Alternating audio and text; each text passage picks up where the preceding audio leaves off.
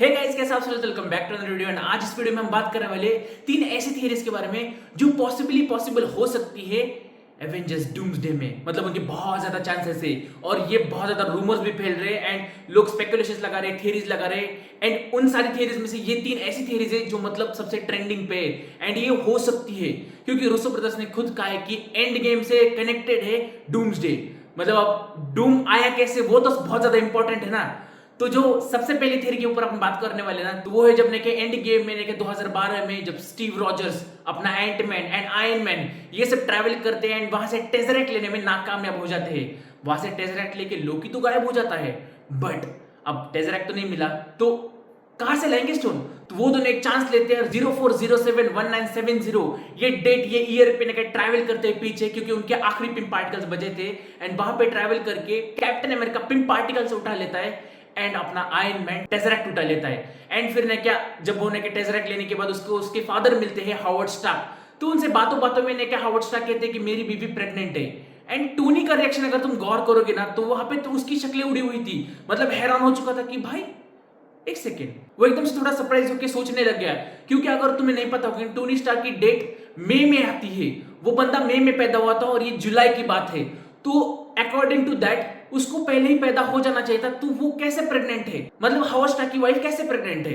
तो वही एक चीज हो सकती है कि टोनी जो है वो अडॉप्टेड है एंड उनका जो एक और बेटा था वो मतलब उसके साथ कुछ हादसा हुआ होगा और उसे वो लग्जरी लाइफ नहीं मिली होगी। तो ऐसे ही बहुत ज्यादा पॉसिबिलिटी हो सकती है डूम के एंटर करने की। बाकी अब सेकंड थ्योरी के ऊपर बढ़ते हैं। सेकंड थ्योरी ऐसी कि जो डूम है, अगर तुम कॉमिक्स के अकॉर्डिंग देखोगे ना, तो डूम के अराउंड पूरी स्टोरी घूमती है जब जब वो कॉमिक्स में आता है, अपीयर होता है।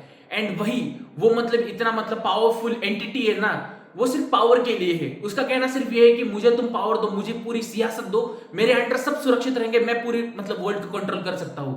तो अब ये डूम आया कैसे होगा? अब ये एक बहुत चीज इंपॉर्टेंट है कि जो स्टीव रॉजर्स की वजह से जो इंकर्जन हुआ है, बेसिकली अब तो देखो लोकी जाके कैंग की जगह पे जाके बैठ गया है एंड उन सारी शाखाओं को बढ़ने दे रहा है। मतलब जितनी भी सारी शाखा है ना वो बढ़ने दे रहा है। एंड यहाँ पे जो मतलब ये बहुत बड़ा रीजन है स्टीव का पीछे जाके स्टोन रखने का एंड एक अलग टाइमलाइन खुलने का, क्योंकि उसने जो बेबी पैदा किया है वो असल में एग्जिस्ट ही नहीं होना चाहिए था, बट अब वो एग्जिस्ट हो रहा है। एंड वही बहुत बड़ा रीजन है इंकर्जन का।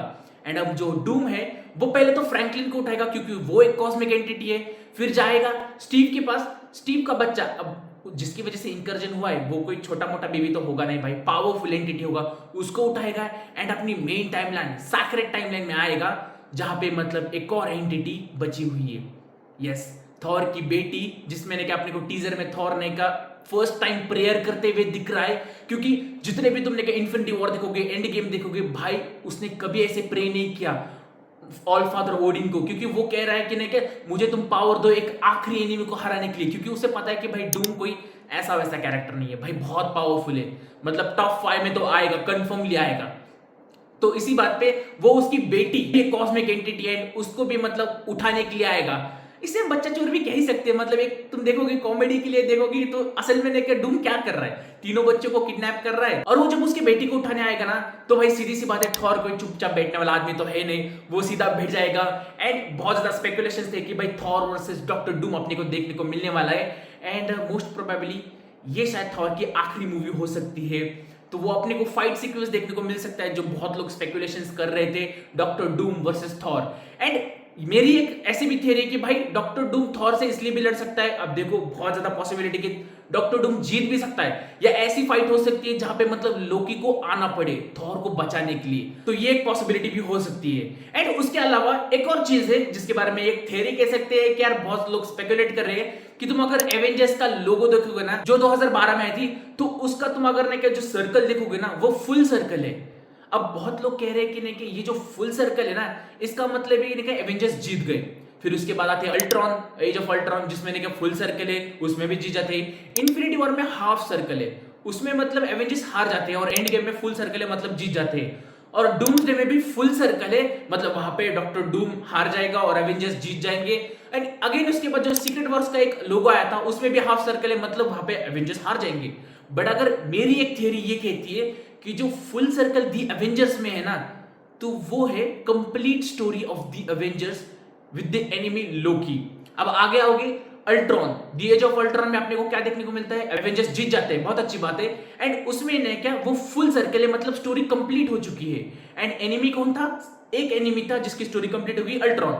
अब नेक्स्ट पे आते हैं infinity war, Thanos is the enemy and वही एनिमी कंटिन्यू होता है एंड गेम में, इसलिए वो हाफ सर्कल है, स्टोरी भी इनकम्प्लीट है भाई, स्टोरी थोड़ी ना कंप्लीट हुई, पार्ट 2 भी लाया ना उन्होंने, इसलिए तो फुल सर्कल एंड गेम में दिखाया जाता है क्योंकि वो स्टोरी वहां पे कंप्लीट होगी, मतलब एनिमी वही था, मतलब उसी तक के थैनोस की जर्नी थी।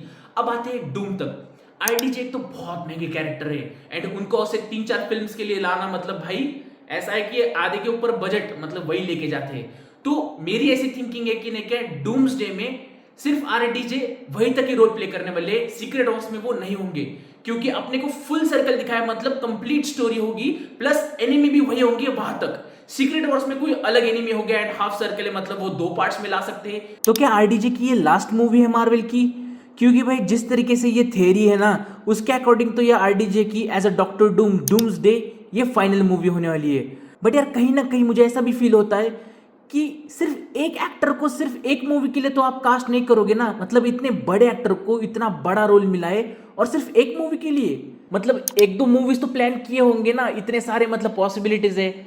बट देन स्टिल अगर ये थ्योरी का भी सच निकलना 99% पॉसिबल है क्योंकि वो हमेशा मार्वल वाले ईस्टर एग्स छोड़ते हैं अपने मूवीज में। एंड जिस तरीके से अगर तुम लोगोस देखोगे ना कनेक्ट किए उन्होंने, तो ये थ्योरी पॉसिबल होने के भी काफ़ी ज़्यादा चांसेस है। भाई आरडीजे की लास्ट मूवी होगी ना, मतलब भाई सच में यार ऐसा मुझे लगता है, ऐसी मेरी थ्योरी है। बाकी तुम्हारी क्या थ्योरीज है मुझे कमेंट सेक्शन में जरूर बताना। एंड यार बहुत सारी थ्योरीज है और भी, मतलब लोकी के साथ डॉक्टर डूम की भी फाइट हो सकती है एंड बहुत बहुत सारे रूमर्स है, इसलिए अगर इसका पार्ट 2 चाहिए तो मुझे कमेंट सेक्शन में जरूर बताना है। एंड आपको ये वीडियो कैसे लगा ये भी कमेंट सेक्शन में जरूर बताना। तब तक के लिए यार लाइक करो, सब्सक्राइब करो, शेयर करो। मिलता हूं मैं नेक्स्ट वीडियो में। जय हिंद।